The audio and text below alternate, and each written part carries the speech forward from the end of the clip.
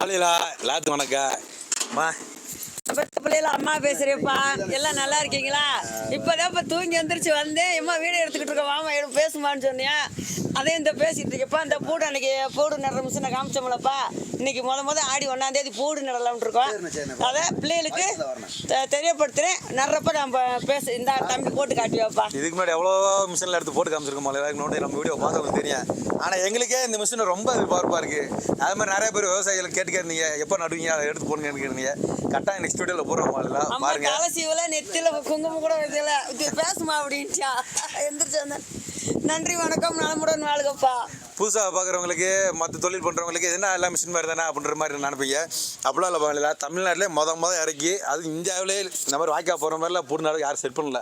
மொதல் நம்ம செட் பண்ணி ஆல்ட்ரு பண்ணியிருக்கோம். மாதிரிலாம் நெக்ஸ்ட் வீடியோவில் கண்டிப்பாக போடுறேன்.